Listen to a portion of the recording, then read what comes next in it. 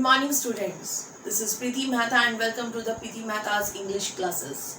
So हमने previous video में figure of speech में बहुत सारे फिगर ऑफ स्पीच किए जिसमें simile, metaphor, assonance, alliteration, personification, hyperbole and so on बहुत कुछ था और होप करती हूँ आपको समझ में भी आया होगा. सो अधूरा ज्ञान छोड़ना नहीं चाहिए तो उसका मैं पार्ट 3 आपके सामने शेयर कर रही हूँ. So let's do it. Oxymoron. Oxymoron. It is a figure of speech in which two opposite ideas are joined to create an effect. दो opposite ideas, two opposite ideas, जैसे life and death. Life and death. Life अलग है, death अलग है. दो opposite ideas जब इकट्ठे sentence में आते हैं तो क्या sentence पे effect डालते हैं तो वो है oxymoron. For example, cruel and kindness, cruel kindness. Open secret, living death, liquid gas, awful pretty, original copies, tragic comedy. तो ये कुछ पॉइंट्स हैं जो दो अपोजिट, क्रूअल और काइंडनेस. क्रूअल अलग चीज है, काइंडनेस अलग चीज है. Cruel harsh, kindness polite. Open secret कभी ओपन हो सकता है, open secret. Tragic comedy, comedy भी है और ट्रेजिक भी है, बहुत दर्द भी है और हंसी मजाक भी है. तो कैसे ये दोनों, लिविंग भी है, डेथ भी है, लाइफ भी है, डेथ भी है. तो जिंदगी और मौत दोनों चीजें अपोजिट हैं. तो जब ये दोनों चीजें एक साथ सेंटेंस में आती हैं तो क्या इफेक्ट डालती हैं राइटिंग स्किल्स पे, वो आपको एग्जाम्पल्स के थ्रू और भी क्लियर हो जाएगा. I have the original copy of confirmation letter. Confirmation letter की मेरे पास ओरिजिनल कॉपी है. कॉपी भी है, ओरिजिनल भी है.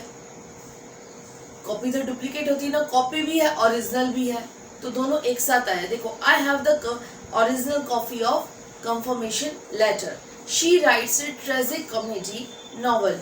नॉवल जो है वो कॉमेडी भी लिखी है और उसमें दर्द भी है, ट्रेजिक भी है. There was a love-hate relationship between two neighboring countries. दो नेबर कंट्रीज में लव और हेट का रिलेशनशिप है. तो लव भी है और हेट भी है. दोनों चीजें एक साथ कैसे है. द मेडोज, खेत जो हैं वो covered with bright smoke. Smoke भी है और चमकदार भी है, ब्राइट. तो दोनों चीजें जब एक साथ आती हैं तो वो कैसा सेंटेंस में इफेक्ट डालती हैं वो इन एग्जाम्पल से शायद आपको क्लियर हो चुका है. The channel was repeating the old news again and again. ये चैनल जो है पुरानी न्यूज दोबारा टेलीकास्ट कर रहा है. तो old news. Parting, parting means विदाई लेना. Is such a sweet sorrow. सच में एक मीठा सा दर्द है. दर्द मीठा कैसे हो सकता है, दर्द मीठा. पार्टिंग, विदाई लेना is a sweet sorrow. He was a regularly irregular student. वो अक्सर इरेगुलर स्टूडेंट है, अक्सर. ही वॉज वो रेगुलरली इरेगुलर स्टूडेंट था. रेगुलरली भी आ गया, इरेगुलर भी आ गया. तो जब दोनों अपोजिट वर्ड्स सेंटेंस में आते हैं तो सेंटेंस को बहुत ही अच्छा, बहुत ही इम्प्रेसिव कर देते हैं. सो आई होप एग्जाम्पल से आपको समझ में आ गया होगा. Now come to paradox. Paradox is just opposite to oxymoron. Oxymoron के बिल्कुल अपोजिट है. It is a statement that seems contradictory. थोड़ा सा contradictory है, but can be true. लेकिन सच भी हो सकता है. It is a, हम इसको दूसरे शब्दों में कहें तो ये एक false statement है. और थोड़ा सा cracking joke भी, थोड़ा सा amuse भी कर देते हैं sentence. Like save money by spending it. पैसे बचाने होते खर्च करने के लिए, स्टोर करने के लिए. सच भी है, सच में पैसे बचाए जाते हैं, खर्च करने के लिए किए जाते हैं. तो मैंने कहा ना, मैंने अगर आपको इसकी डेफिनेशन बताई है तो कुछ कंट्राडिक्टरी है लेकिन कभी कभी ये ट्रू भी दिखता है, बट सीम ट्रू. तो सेव मनी, अगर आप पैसे बचा रहे हैं तो कहीं खर्च करने के लिए, कहीं कोई आप अच्छा सा टूर के लिए आप उसको खर्च करेंगे, अच्छे से ट्रिप पे स्पेंड करेंगे, या अपने अच्छे कपड़े लेंगे, या अगर कोई बीमार है तो उसमें उसके ऊपर खर्च होगा, या आपके घर में कोई मैरिजेस हैं, आपके पेरेंट्स पैसे जमा जोड़ते हैं तो उन चीज़ों पे खर्च होगा. तो save money by spending it. Okay, now come to the next sentence. Framing the rules to ignore it. Framing the rules को फ्रेम किया जाता है उसको तोड़ने के लिए, तो सच्ची है रूल्स बनाए जाते हैं तो टूटते ही हैं। Framing the rules to ignore it, ignore करने के लिए होते, तोड़ने के लिए होते, फॉलो करने के लिए तो होते नहीं है। आई कैन रेजिस्ट एनीथिंग, तो मैं अपने आप को रेजिस्ट हर चीज़ के लिए कर सकती हूँ, लेकिन जो मेरा आइसक्रीम खाने का शौक है, the fount of ice cream always tempting me, हमेशा मुझे लालच ला देता है।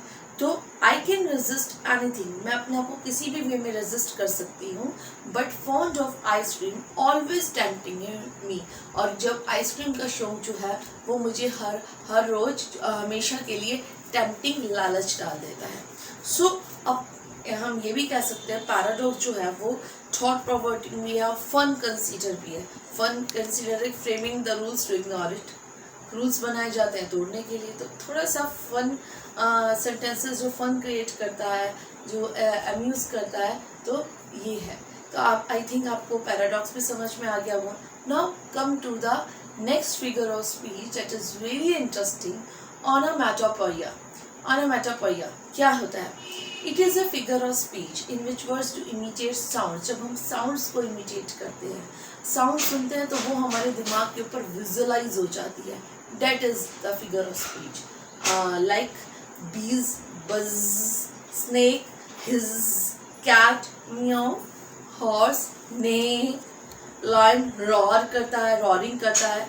तो उसको एग्जाम्पल्स में अगर हम सेंटेंस में लाएंगे, the bees buzzed, bees buzzed, जैसे ही आपके सामने मैंने ये सेंटेंस रखा bees buzzed, तो आपकी दिमाग के सामने विजुअलाइज हुआ बीज क्या है, बजिंग की आवाज़ विजुअलाइज हो गई।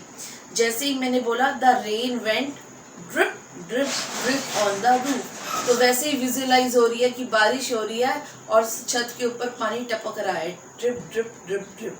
तो अगर ऐसे सेंटेंसेस हों जब आपको दिमाग पे विजुअलाइज करने आ जाए, जो साउंड्स को इमिटेट करे, तो वो फिगर ऑफ स्पीच होता है ऑनोमैटोपोइया है। That is smash the glass shattered on the floor, glass जो है वो फ्लोर पे शैटर्ड बिखर गया। तो जैसे ही वो कांच का गिलास बिखरेगा, आपके दिमाग पे वो पिक्चर विजुअलाइज हो जाएगी।